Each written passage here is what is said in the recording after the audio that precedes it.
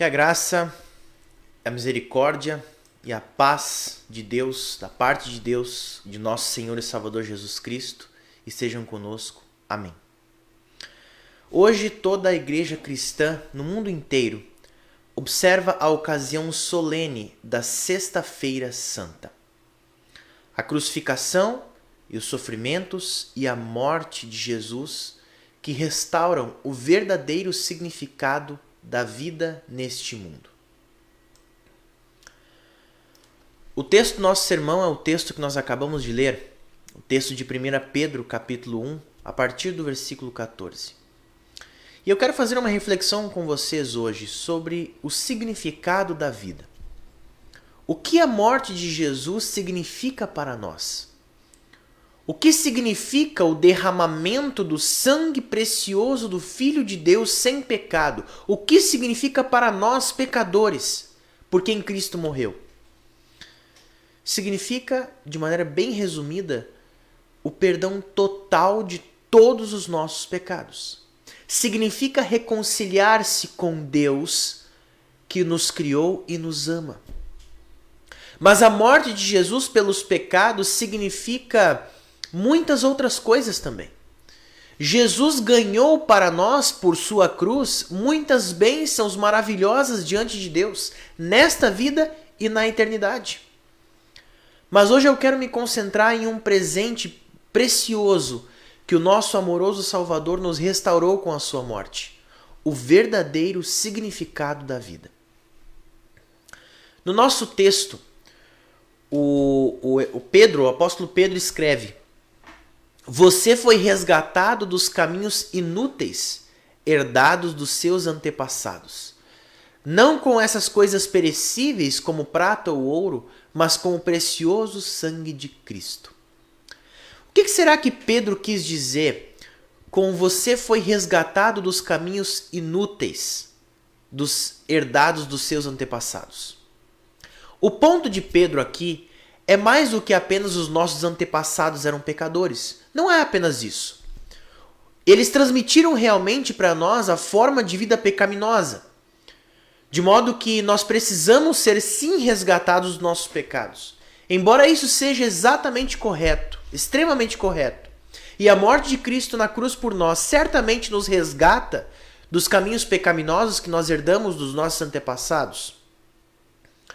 Mas Pedro fala dos caminhos inúteis, dos caminhos fúteis.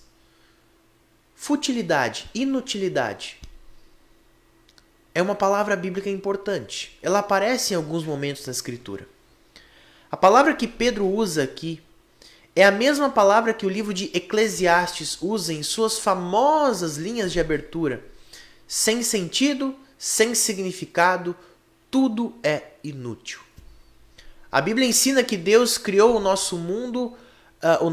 A Bíblia ensina que Deus criou o nosso mundo muito bom e criou a experiência humana no mundo para ser recompensadora, gratificante e significativa. Mas a Bíblia também ensina que quando os nossos primeiros pais desobedeceram a Deus e o pecado e a morte entraram no mundo por causa deles, Deus amaldiçoou a criação e sujeitou ela à futilidade, à decadência, ou seja, à falta de sentido trazido pela morte e pelo tempo. A parte de Jesus, longe do resgate de Jesus e da morte que ele comprou para nós com o seu sangue, não há realmente nenhum sentido duradouro nesse mundo. Pessoas vêm, pessoas vão. As pessoas constroem edifícios e os incêndios, a natureza e o tempo destroem. As pessoas acumulam experiências e memórias, mas logo se vão mais cedo ou mais tarde. Tudo é esquecido. Elas são esquecidas e assim há séculos. Foi assim com seus tataravós? Será que você sabe tudo sobre a vida dos seus tataravós? Talvez não. E assim continua a ser para nós. Essas são as formas inúteis, fúteis, herdadas dos seus antepassados, como diz o apóstolo Pedro. O mundo continua e continua, mas nunca chega a lugar nenhum. O livro de Eclesiastes chama a existência fútil de uma perseguição ao vento, correr atrás do vento. É como um cachorro que fica correndo atrás do seu próprio rabo. Enquanto ele está no meio disso, ele pode pensar que está realizando algo, mas quando você olha, você apenas levanta as sobrancelhas e dá uma risada daquele cachorro. Mas se toda a nossa vida tem mais propósito e significado do que isso, não é um pensamento engraçado. Deixa eu fazer uma pergunta para você. Qual é o propósito da sua vida? Para onde você está indo? Ou talvez eu deva dizer, para onde você deve ir? 100 anos atrás, 2.000 pessoas subiram a bordo de um navio oceânico. Era um navio de passageiros, um navio de alta classe. Foi construído forte e muito bonito. Totalmente detalhado. Meticulosamente preparado para sua viagem inaugural. O Titanic. Você já ouviu falar, talvez já viu o filme. As buzinas do navio soaram e ele partiu para o mar aberto. As pessoas no cais aplaudiam e acenavam para aquele lindo navio, e as pessoas no convés do navio estavam prontas para a sua diversão e viagem. Você sabe onde eles estavam indo? Você sabe para onde eles estavam indo? Eles estavam indo para o fundo do mar Oceano Atlântico. A maioria deles teve uma morte gelada, os seus corpos perdidos para sempre. Eles nunca veriam seus entes queridos novamente. Então, nós vimos aquelas pessoas jogando. Então, enquanto eles jogavam, faziam jogos. Os senhores e as senhoras bebiam chá e conversavam sobre a última moda naquele navio. Os homens fumavam seu charuto e conversavam sobre negócios. Os cozinheiros preparavam pratos caríssimos com aspargos e belas comidas. Alguns passageiros reclamaram das cabines que estavam hospedados e fizeram todo o possível para mudar para outras cabines melhores. E na terceira classe, centenas de imigrantes pobres foram embalados como peixes. Mas eles também clamavam pelos melhores lugares. Eles se divertiam com jogos de carta e uísque. E nas salas das caldeiras, onde fazia o navio andar, os bombeiros e engenheiros trabalhavam muito nas suas tarefas para colocar aquele navio para funcionar.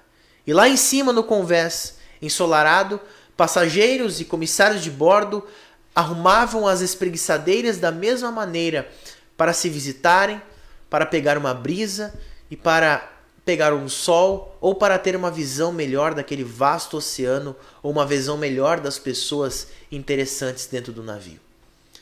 Até a quarta noite da viagem, quando o navio bateu em um iceberg e se encheu de água, e a água tomou o fundo do navio e todo o navio e afundou o navio no mar gelado. E quem se importa com quem ganhou o jogo de cartas? Como aquelas caldeiras foram operadas? Se o molho do creme da comida estava gostoso ou não estava? Se era a melhor cabana ou eram os melhores lugares para ficar, as melhores cabines? Não se sabe. Como as espreguiçadeiras foram organizadas no navio? No final das contas, essas coisas não eram importantes. Na verdade, dada a forma como a viagem termina, tudo não tem sentido nenhum. Foi uma inutilidade, uma futilidade. Nós sabemos para onde eles estavam indo, mas eles não sabiam. No entanto, aqui está a coisa incrível. Nós, vocês e eu, sabemos para onde vamos.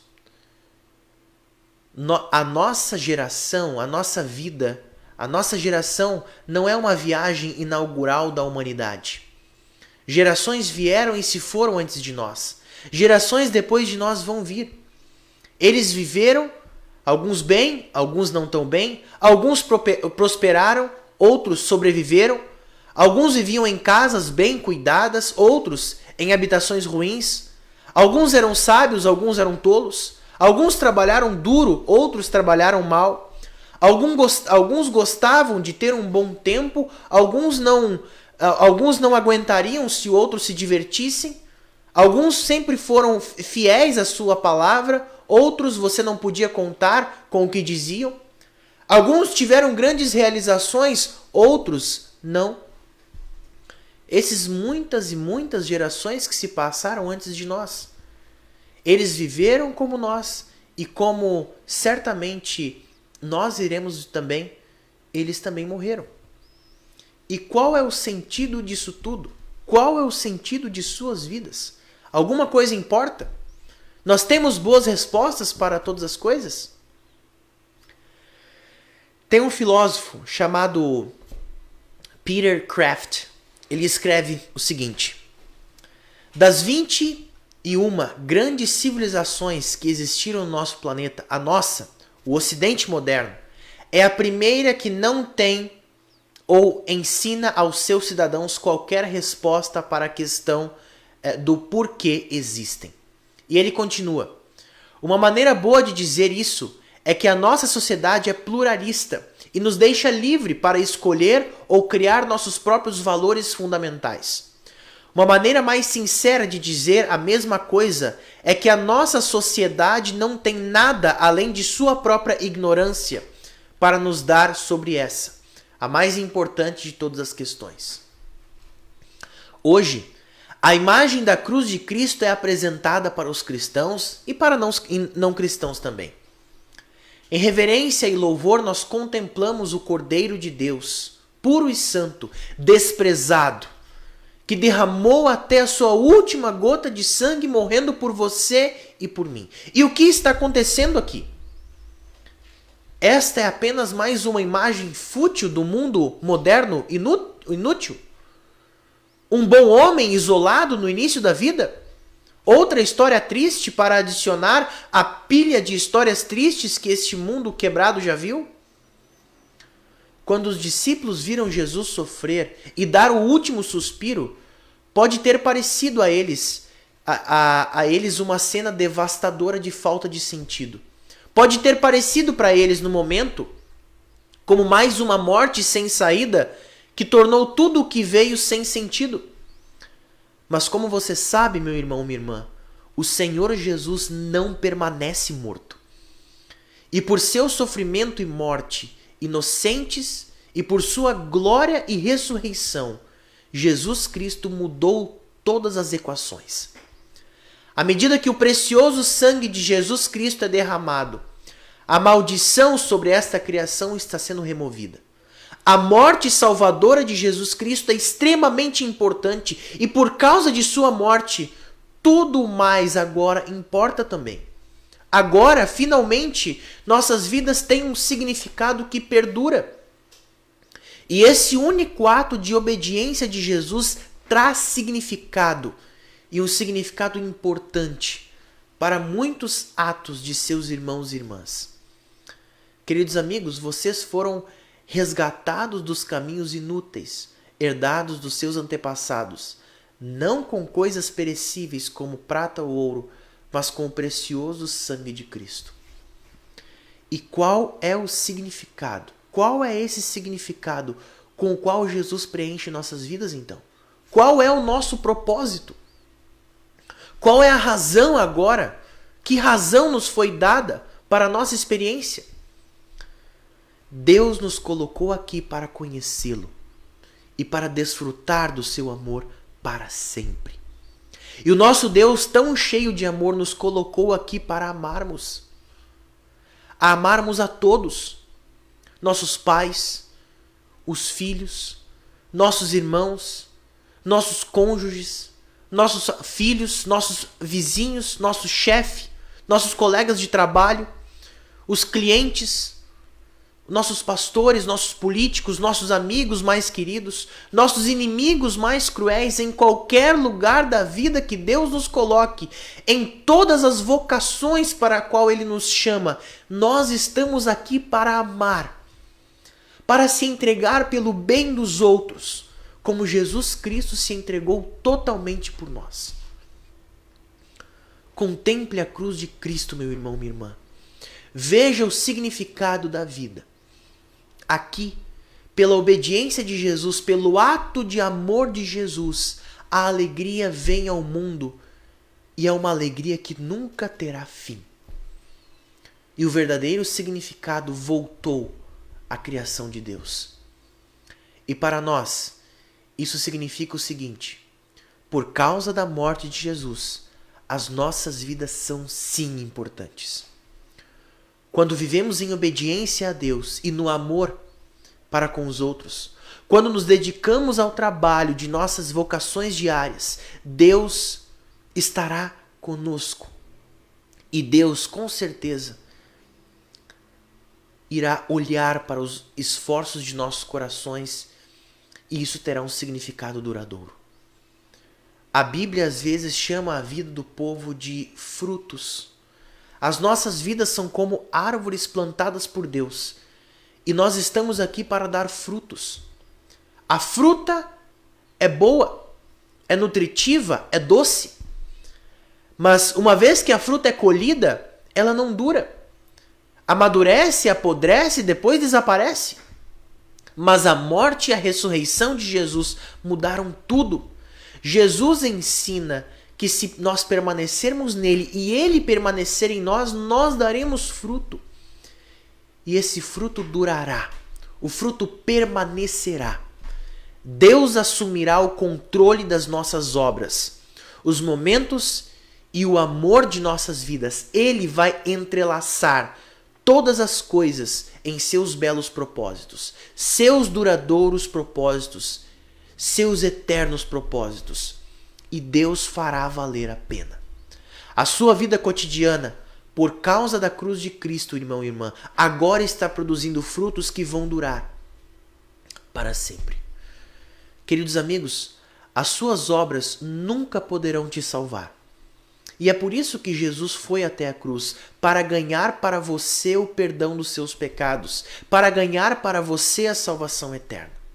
Mas a cruz de Cristo também significa isso, que a sua vida não está mais vazia de qualquer propósito duradouro. As suas boas obras, a sua vida são importantes sim. Elas contam. Elas vão importar para sempre. E é por isso que o apóstolo Paulo escreve: meus amados irmãos, sejam firmes, constantes, sempre abundantes na obra do Senhor, sabendo que no Senhor o vosso trabalho não é em vão. Quando parece que sua vida não está levando a lugar nenhum, que seus esforços são inúteis, quando o trabalho enfadonho e os detalhes intermináveis da vida diária te deixam exaustos e esgotado, Cristo Jesus está por você. Olhe para a cruz. Trace em você o sinal da cruz. Lembre-se da morte de Jesus por você e seja fortalecido para prosseguir, sabendo que no Senhor o seu amor e o seu trabalho não são em vão, mas estão cumprindo os propósitos amorosos e eternos de seu Deus. São frutos que vão durar. Porque Deus os resgatou dos caminhos inúteis, herdados dos seus antepassados, não com coisas perecíveis como prata ou ouro, mas com o precioso sangue de Cristo, um cordeiro sem mancha e sem pecado. Amém.